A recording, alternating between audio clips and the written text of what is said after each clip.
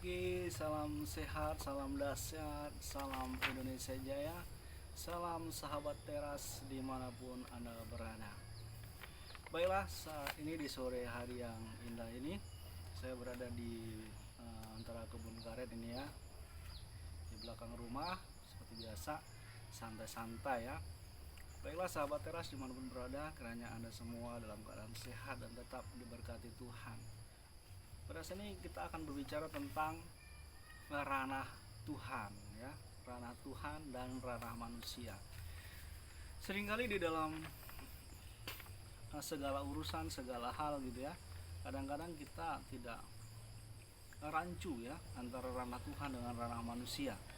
Saya ambil salah satu topik saja, untuk berikutnya kita bisa ambil topik-topik yang lebih luas lagi. Untuk saat ini kita akan berbicara misalnya dalam hal pemilihan jabatan ya, ataupun kedudukan tertentu begitu ya, di dalam sebuah organisasi atau denominasi gereja atau kerohanian. Kadang-kadang kita sering mencampuri ranahnya Tuhan, yang kita pakai itu ranahnya Tuhan gitu ya. Jangan campuri ranah Tuhan. Harusnya kita sebagai manusia harus memakai ranah kita dalam hal pemilihan jabatan tertentu ya, atau profesi tertentu di dalam hal kerohanian ya, harus kita pakai ukuran-ukuran, standarisasi atau kualifikasinya manusia. Kenapa kita nggak pakai ranah Tuhan?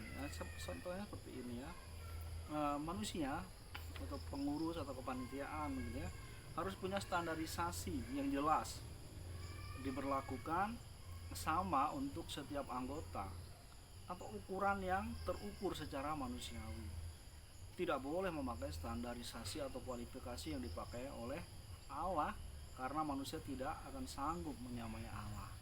Kadang-kadang manusia ini ketika ada pemilihan tertentu, misalnya anggap sajalah misalnya seperti PGI kalau di Indonesia ya, Persatuan Gereja-Gereja Seluruh Indonesia kalau untuk umat Kristiani misalnya. Kalau di umat Muslim mungkin MUI ya, mungkin di tempat lain di Hindu mungkin PHDI ya, seperti itu.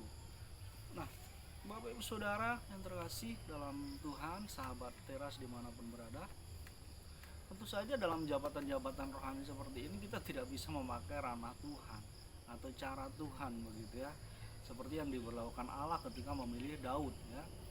Ketika pandangan manusia, Daud ini tidak berdaya, seperti ini seperti itu gitu ya, tetapi kemudian Allah memilih Daud begitu ya, yang tubuhnya kalau orang di Jawa bilang kecil, nyeyoyet gitu ya, tidak ada kecakapan untuk itu terlihat, tetapi Allah mampu melihat yang ada di dalam hati. Ini tentu saja kenapa itu boleh diberlakukan, karena itu Allah mampu melihat hati, Allah mampu melihat sesuatu yang tidak dapat dilihat manusia. Allah mampu melihat segala sesuatu yang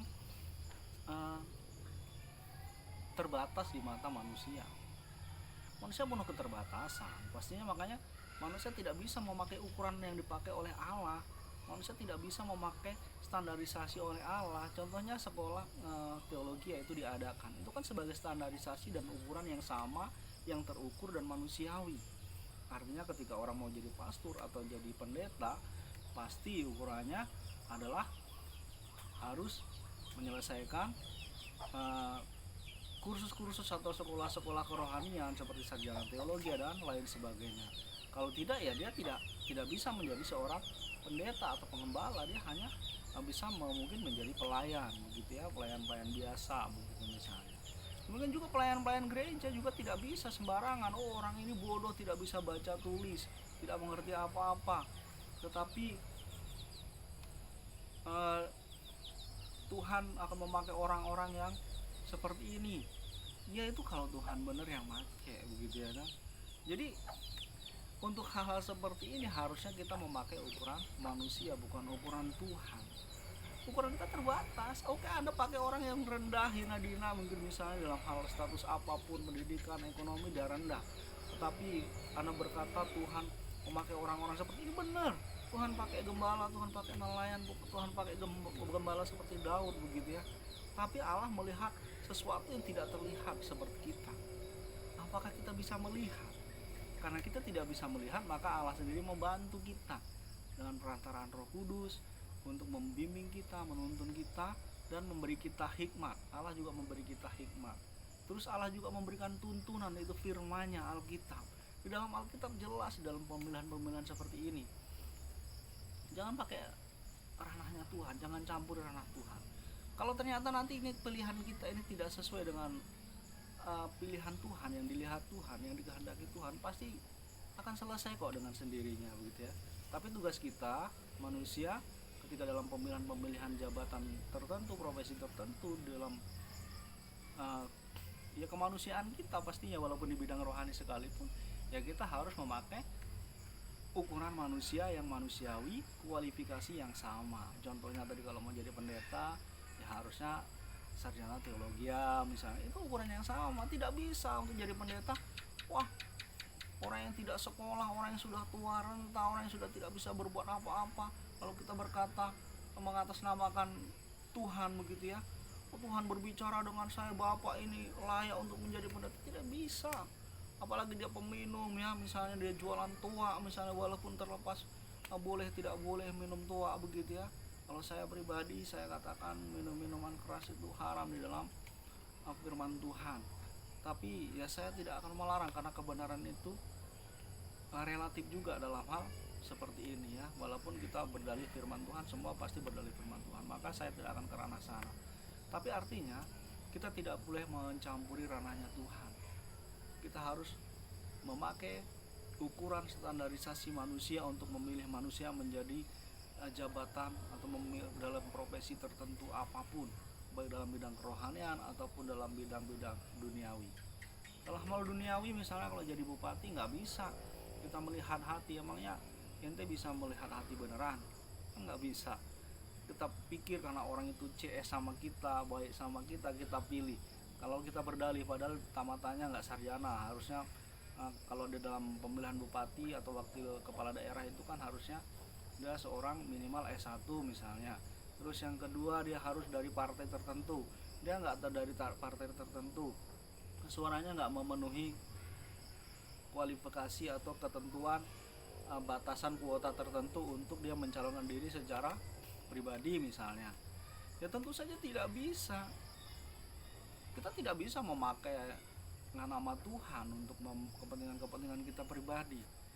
Berarti kita tidak punya hikmat. Karena Allah sudah memberikan Roh Kudus, Allah memberikan firman Tuhan sebagai tuntunan dalam segala hal, dan juga memberi kita hikmat, maka kita pakai hikmat kita. Ketika kita memilih kepengurusan ataupun profesi tertentu ataupun hal-hal yang lain, tidak dalam hal kepengurusan sekalipun, yang sifatnya adalah manusiawi, manusia harus memakai ukuran-ukuran manusiawi, ukuran-ukuran yang terukur dan standar-standar manusiawi. Jangan memakai standarnya Tuhan, nggak kuat. Karena Allah, Tuhan itu adalah sosok pribadi yang tidak terbatas, manusia itu terbatas. Maka jangan pakai nama-nama Tuhan. Tuhan berbicara dengan saya, dia harus jadi bupati, dia harus jadi pendeta, dia harus jadi majelis, tidak bisa. Dia harus jadi pekerja, tidak bisa. Bagaimana kau memaksakannya? Kecuali kalau pengkaderan itu boleh. Kita melatihnya, mengkaderkan sampai dia siap, baru kita jadikan dia pemusik, song leader, dan macam-macam, atau pelayan-pelayan yang lain boleh, atau dia pekerja buruh, dia tani, macam-macam boleh.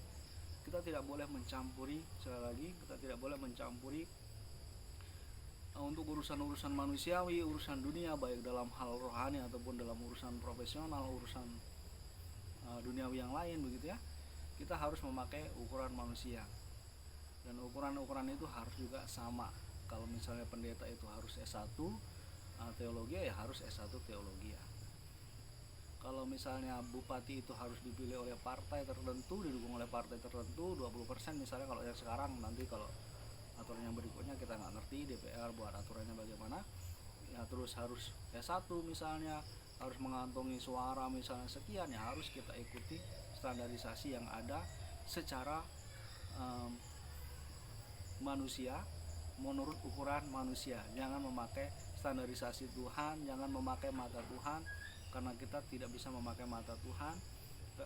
Jangan memakai standar Tuhan, karena standar kita jauh di bawah dari standar Tuhan.